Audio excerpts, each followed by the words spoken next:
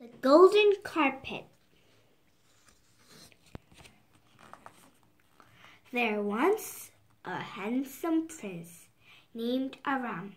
He loved to go out hunting with his friends. One summer day, they came to a village in the hills. Prince Aram saw a beautiful girl fetching some water from the well. The prince and his friends were thirsty. "Give us a drink of water," they cried. The girl poured water on a cloth. "Please, wipe your faces first," she said. Then she poured some more water into a cup for them. "You can drink now." "Why did you do that?" the prince asked. "If you drink too quickly, it can make you sick," the girl explained. "You need it to cool down." Just speak a bit louder. Okay. She smiled and went away. Prince Aram was amazed. "Who is she?" He wondered. His friends asked the villagers. "That's Annie, the shepherd's daughter," they said proudly. "She taught everyone in our village to read. Clever Annie."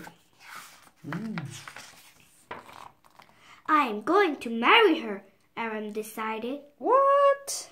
His friends were shocked. Oh my. "You can't make a shepherd girl into a princess." But that evening, the prince went to the shepherd's house. It was full of fine carpets and lace. "My daughter Annie made everything here." "I want to marry your daughter," Aram burst out. "Well then, you should ask her yourself," said the shepherd.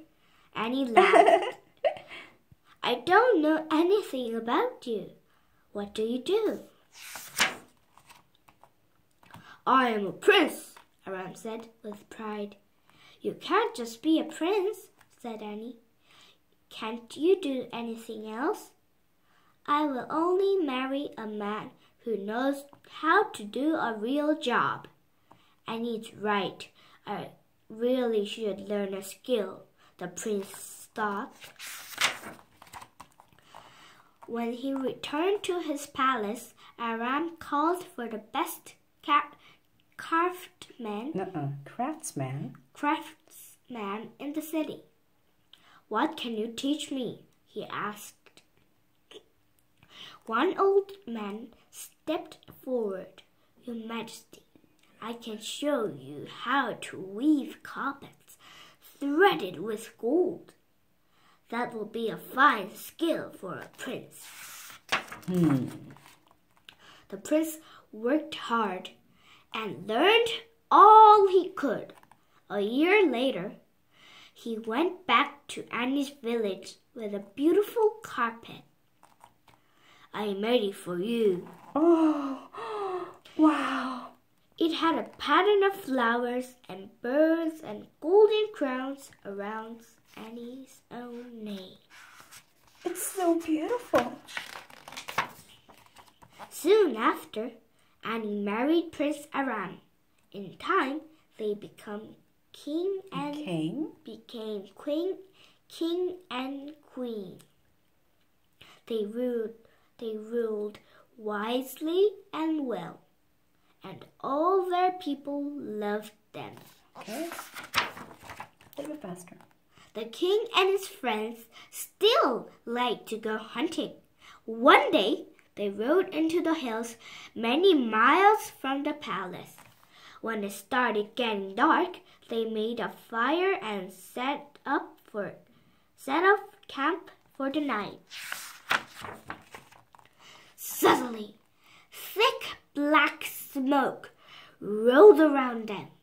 Invisible enemies attacked from all sides. Help! Invisible hands tied them together and forced them to march through the night.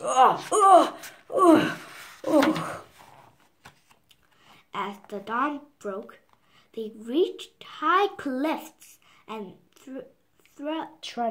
trudged into a cave. Once they were inside, the cave mouths closed behind them. Torches flickered, and at last they saw who had captured them. A cruel sorcerer. "You are my slaves," thundered the sorcerer. "Work for me, and I might just spare your lives." He led them to a vast cavern. In the dim light, they saw men and women hunched over looms and workbenches. "You'll die unless you do as he says." Avram was horrified, but he was determined to save his friends. "Sir, we are weavers," he said. "We can make the finest carpet you have ever seen. We'll need fine wool and gold thread, and the biggest loom you have." The sorcerer's slaves worked day and night. The master took everything they made and sold it in the city. Aram secretly taught his friends all the skills he knew. Gradually, a beautiful carpet took shape, and into the border, the king wove a secret message.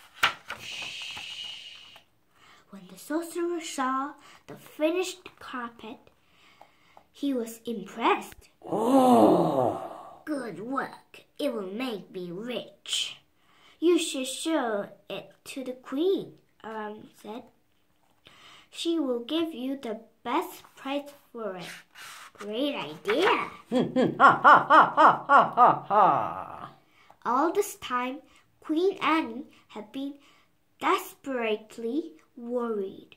She sent out one search party after another, but there was no news. Still, she was sure that the king was alive. One day, she heard that a strange old man wanted to show her a fine carpet. Annie felt a surge of hope. She recognized the king's work right away. Then she spotted the secret message. "My darling, the man who bought you this carpet is an evil sorcerer. We are his prisoners in these mountains. Help us!" "Please lend me your stick," the queen said to the old man. "I need it to spread carpet out a little." She took his magic staff.